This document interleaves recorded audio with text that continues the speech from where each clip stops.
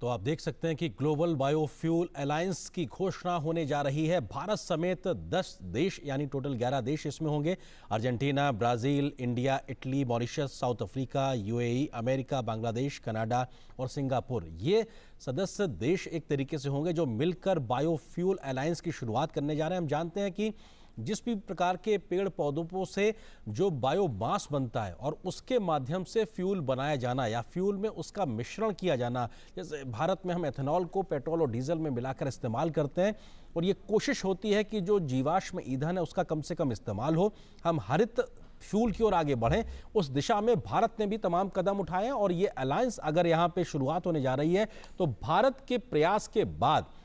जैसे solar alliance को भारत ने शुरू किया था, इंटरनेशनल सोलर अलायंस को, और उसमें बड़ी सफलता मिली, उसी तरीके से बायो फ्यूल के लिहाज से अगर देखा जाए तो ग्लोबल अलायंस की बात होने जा रही है। और ये हम जानते हैं कि अमेरिका और ब्राजील दो सबसे बड़े ऐसे देश हैं जहां पर बायोफ्यूल बहुत बड़ी संख्या में बनता है, बहुत बड़ी मात्रा में बनता है। और भारत में भी 10% एथेनॉल ब्लेंडिंग का एक लक्ष्य हासिल किया जा चुका है और 2025 तक 20% एथेनॉल ब्लेंडिंग का लक्ष्य भारत लेकर चल रहा है। तो अपने आप में बड़ी प्राथमिकताओं के साथ जहां भारत आगे बढ़ रहा है तो दुनिया को भी साथ लेकर आगे बढ़ना चाहता है, क्योंकि सबका साथ सबका विकास का जिक्र जो प्रधानमंत्री मोदी ने आज अपने संबोधन में किया वो ये दिखाता है कि जिस बेहतरी के साथ में भारत अपने यहाँ नीतियों को लागू कर रहा है, जिसका फायदा न सिर्फ भारत बल्कि दुनिया को मिल रहा है, उसमें दुनिया कैसे जुड़ सके उस दिशा में भी भारत कदम को आगे बढ़ा रहा है। बिल्कुल, और इस सहयोग के जो लक्ष्य हैं वो भी बड़े महत्वाकांक्षी हैं और जिसे कह सकते हैं कि आज की ज़रूरत है।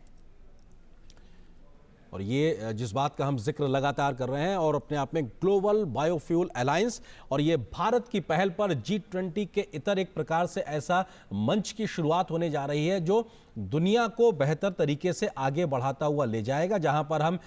जो कार्बन उत्सर्जन है उस लिहाज से उसको कम कर पाएंगे, ग्रीन फ्यूल को हम इस्तेमाल कर पाएंगे और कई प्रकार की ऐसी ग्रीन टेक्नोलॉजीज के तरीके से आगे बढ़ेंगे जहां पर हम दुनिया को बेहतर तरीके से हम एक तरीके से इस्तेमाल कर पाएंगे और उसको हो रहे खतरे को कम कर पाएंगे। बिल्कुल, एक एनर्जी का बहुत ही अच्छा विकल्प है और उसके साथ साथ जब हम क्लाइमेट की बात करते हैं, स्वच्छ पर्यावरण की बात करते हैं, उसको भी ये मजबूती देता है। इसके साथ ही जो विश्व में बाजार हैं उनको इससे मजबूत किया जा सकता है। साथ ही वैश्विक जैव ईंधन व्यापार है वो भी अगर ये अलायंस, इस अलायंस के प्रयासों से इसे बहुत ही सुविधाजनक बनाया जा सकता है। इसके साथ ही